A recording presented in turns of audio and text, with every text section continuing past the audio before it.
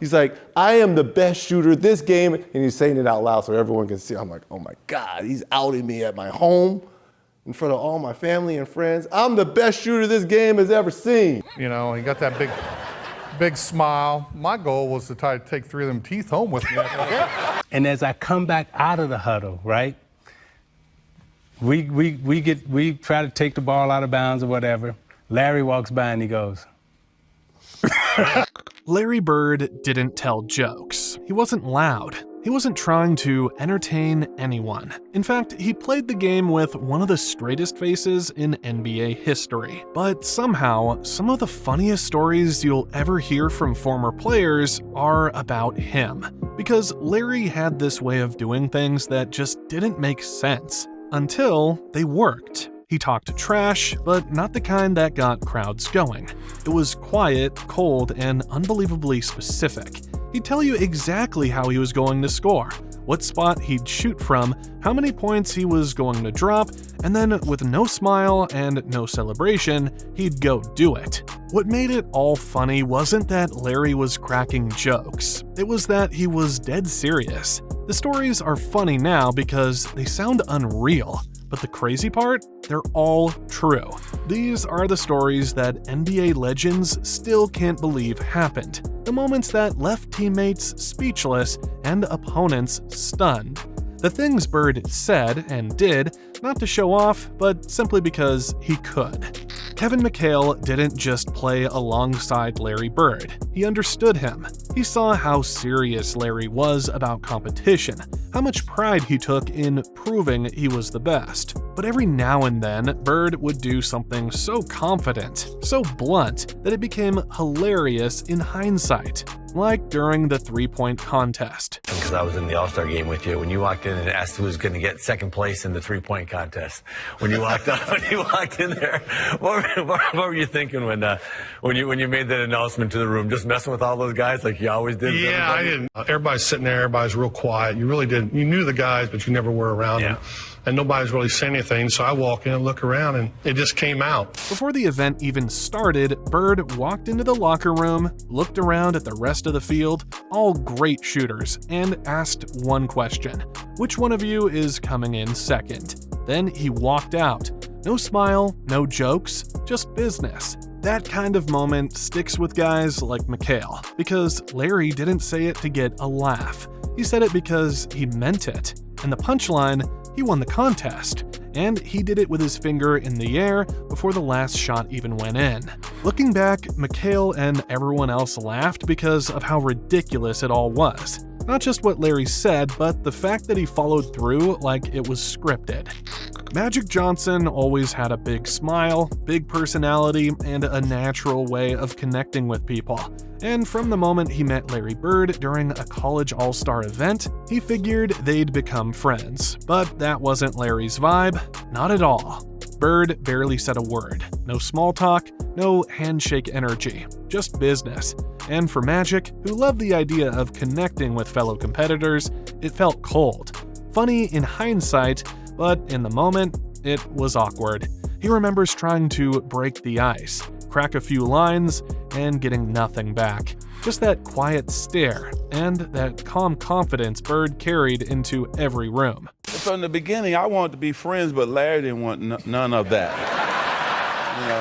And so,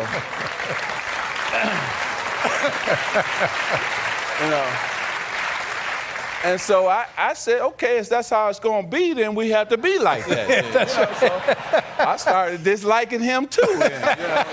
Over time, things changed. After years of battling in the NBA Finals, pushing each other to new levels, and sharing moments off the court, a real friendship grew. But early on, Larry treated Magic like everyone else, an opponent to be beaten, not a friend to chat with. Now, looking back, Magic laughs, because that's just who Larry was. All focus, all the time. It wasn't personal, it was just Larry. And it took years, and a few classic battles, for that wall to come down. Isaiah Thomas has had a lot of great stories to share when it comes to Larry Bird. One story, however, recalls one where Isaiah was featured on the other end of the highlight reel. There are losses you carry with you for life, and for Isaiah Thomas, it was Game 5 of the 1987 Eastern Conference Finals. With the Pistons up by 1 in the final seconds, all they needed was to inbound the ball cleanly and run out the clock. Isaiah took the ball, scanned the floor, and made the pass. Then Larry Bird broke the play. I'll never forget, everything just started, it went in slow motion. I never had taken the ball out. That wasn't my thing, right? I throw it up, Bird sneaks in. I didn't even see him. But the thing I remember the most is that joker. This is the out of bounds line. That joker caught the ball, and in my mind, I'm like, okay, he going out of bounds. That dude did this, like a ballerina. The baseline is right up under his toes. And in my mind, he must have stood there for about 5 seconds because everything was going in slow motion in my mind, right? And it's like, I'm like, and then it's a strange moment. I'm like, damn, how you doing that? Bird jumped the passing lane like he had seen the play drawn up in advance, stole the ball, and dished it off to Dennis Johnson for the game-winning layup. The Garden erupted. The Pistons were stunned. Though now Isaiah gets a laugh when telling that story, he has called that play one of the most unbelievable moments anyone ever made against him. Not just because of the steal, but because of how Bird did it. No trash talk, no build-up, just the instinct to be in the right place at the right time, and the confidence to act without hesitation. Chris Mullin had already faced Larry Bird countless times in the NBA, but being part of the 1992 Dream Team gave him a new perspective. That team had some of the greatest players of all time, and during practices, the competitive fire was just as intense as any game. Mullin still remembers the scrimmage, the one where Michael Jordan and Magic Johnson went head-to-head, trading buckets, stops, and trash talk in what felt like a symbolic passing of the torch. Magic was saying, you ain't the guy, and we got other players in this gym. Don't be cheating on me. Doesn't take much to get Michael going. Just a little something to tweak him, and it's on. Magic was saying, look, NBA's not yours yet. You know, I'm still here. Michael's like, no, it's over. This is mine. And the funny thing was Larry was sitting on his side going, it's his. Everyone was locked in, including Bird, who wasn't participating due to back issues. He just sat on the sideline, watching the chaos unfold. Then, in the most Larry Bird way possible, he leaned back and quietly said, "It's Michael's league now." No drama, no big speech, just one deadpan observation that hit harder than anything else said that day. For Mullin, that moment captured Larry perfectly. Understated, but completely honest. It wasn't a joke. It was Bird saying out loud what everyone else was thinking, with that same dry delivery he always had. And that's what made it so memorable. Not because he was trying to be funny, but because he was right. And he said it like it was obvious. However, when it came to Reggie Miller, he was never shy about talking. He built a career on getting into players' heads, especially during tense moments. So when he found himself standing next to Larry Bird during a break at the free throw line, he did what came naturally. Tried to throw him off with some words, maybe get under his skin a little. We were playing the Celtics in Market Square Arena at the time, and it was a close game, but they were going to end up winning it. He's at the free throw line. And gamesmanship and talking a little bit, I'm going to try to, throw off his rhythm, thinking I'm going to throw off Larry Bird's rhythm. And, as the official goes to give the guy the ball, you'll cross the lane, like, hold up, you'll cross the lane and, just try to ice the shooter a little bit, dribble it once. He's like, Reggie, are you freaking kidding me? Reggie, are you freaking kidding me? I'm the best shooter this game has ever seen. You think you're going to be able to ice me as he's talking? Next one, wow. I'm like, damn. I walk to the other side, and Kevin McHale goes, yeah, that was kind of stupid of you to do something like that, right? I'm like, oh, shit.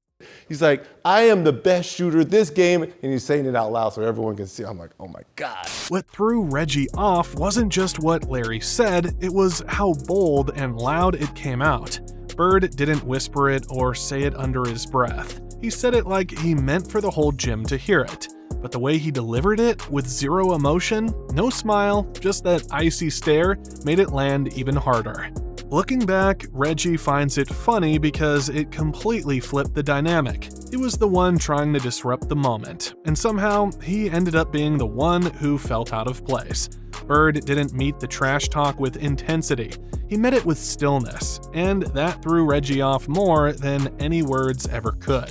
Charles Barkley played against Larry Bird plenty of times, and while he always respected Larry's game, it was Bird's attitude that stuck with him most. One story in particular still makes Barkley laugh, not because it was meant to be funny, but because of how genuinely offended Bird seemed at the moment. I always tell this story about Larry Bird. I remember him, he was cursing under his breath, and I asked him, I said, Larry, what's going on with you? He says, you guys are being disrespectful to me. And I says, what are you talking about?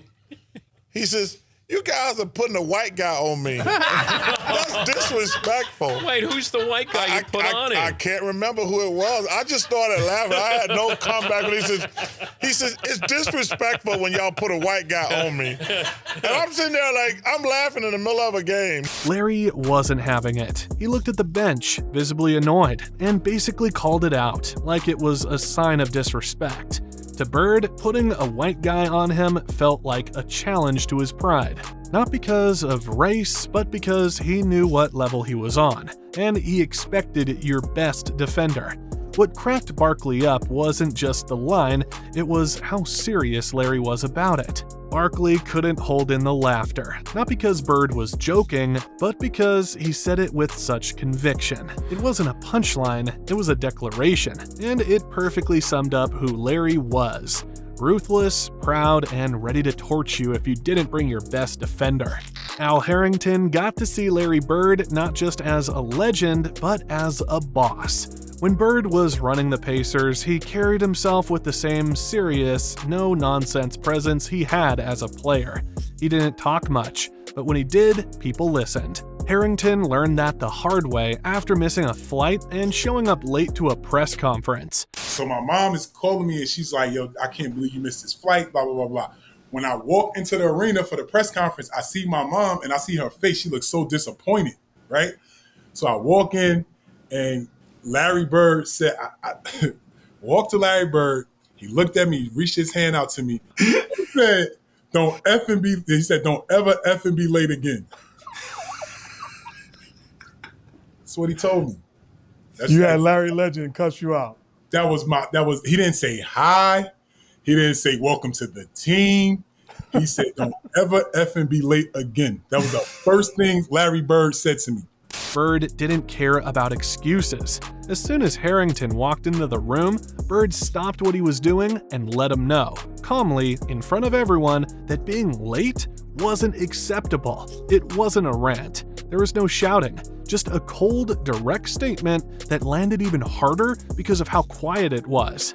Al laughs about it now, not because it was meant to be funny, but because of how real it was. Bird didn't say it to embarrass him. He said it because he believed in being accountable, no matter who you were or what your excuse was. And the way he delivered it, all business, no emotion, stuck with Al ever since.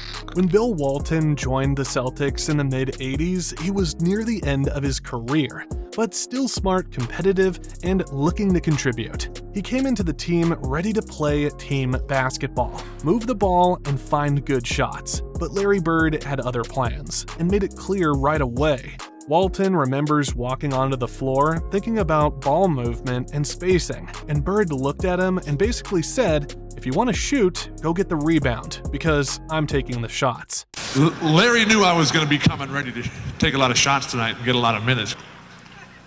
I'm in there stretching out on the floor, getting ready in the locker room before I'm going to go out and play, and Larry walks in and walks right up to me, as if he'd been thinking about me all day. He said, hey, I get all the shots on this team.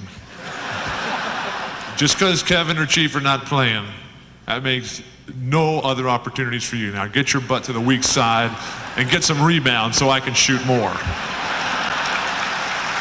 No smile, no sarcasm, just Larry being Larry. And then he went out and did exactly that. Took shot after shot, like it was a one-man clinic. It wasn't disrespect, it was just Bird calling his role early and letting everyone else know they were in for a show. What makes Walton laugh to this day isn't just the line, but how serious Larry was about it. There was no ego behind it, just confidence. Bird didn't say it to clown Walton. He said it because he knew how hot he was going to be that night. And sure enough, he delivered. Clyde Drexler battled Larry Bird during some of the most competitive years of the 80s, and Bird always showed up the same day, calm, calculated, and fully in control. But what stood out most to Drexler wasn't just the shot making, it was how Bird used words to take the fight out of you without ever raising his voice. I was guarding in my rookie year. He looked at me and he goes, "You can't stop me." And I looked at him and I said, "Gosh, boy, you're so confident." He was confident? You're a rookie. You don't know anything. He proceeded to score like 10 straight points on me. The coach took me out the game. He walks by and he's laughing at me. There was a game where Drexler started to feel like he had some rhythm going, until Bird reminded him otherwise. He called for the ball, pointed out Drexler's defensive stance, and told him flat out what move was coming. Then he nailed the shot right in his face, and just like that, the confidence started to crack. What makes Drexler laugh now is how subtle it all was. For Drexler, that moment didn't feel like trash talk. It felt like a lesson. And looking back, it's almost surreal how quickly Bird could flip the momentum. Not just with his game, but with a few perfectly timed words. Confidence, gone. Game, handled. John Salley was part of the Bad Boy Pistons, a team built on toughness, intimidation, and relentless defense. They didn't give anyone an inch. But when it came to Larry Bird, Salley still remembers thinking, this guy might never miss. Larry was, when I watch it, and the difference between Larry and Luka, because somebody tried to tell me that, is Larry played defense. Larry played defense, and Larry was so smart and he never missed. I've never seen him miss. Yeah, Larry top 5 all time. Seen that miss for sure. Hey, but he ain't stopped shooting. No, he ain't stopped. He ain't gonna stop. He gonna keep no, shooting. He ain't shot. Listen, every time I think he out of bullets, he pull out another clip. I thought he was done. I'm a shooter. Shoot. There were games where Bird hit shot after shot. Same motion, same result, and Salley would just stare. He'd try to contest. He'd try to bump him off rhythm, but nothing worked. Larry didn't just make shots. He made them look automatic. At one point, Salley caught himself thinking, has this dude missed yet? And that's what made it all so unreal. It wasn't that Bird was flashy or dominant in a loud way, it was that he made impossible things look routine. Salley laughs about it now because Bird didn't talk trash like most guys. He said a few words, let them sit, and then proved them true. And by the time he jogged back on defense, you were left wondering how he did it. Again, Larry Bird didn't crack jokes. He wasn't out there trying to entertain or put on a show. He just told the truth, exactly how he saw it, and then backed it up. No extra words, no celebration, just cold confidence and elite execution. And that's why, years later, so many of the league's greatest players still laugh when they talk about him. They're not laughing because Bird was funny on purpose. They're laughing because the things he said and did were so bold, so blunt, and so perfectly delivered that they couldn't believe it was real until they watched him do it. Whether it was calling his shot, scolding a teammate, trash-talking mid-play, or just calmly reminding someone who was in charge, Larry had a way of making even the most serious moments feel unforgettable. The humor didn't come from jokes, it came from shock, from the absurd level of confidence and control he had on the floor. The truth is, nobody else could talk like that and pull it off. And that's why these stories aren't just legendary. They're timeless, because Larry Bird didn't try to be funny, he was just Larry, and that was more than enough.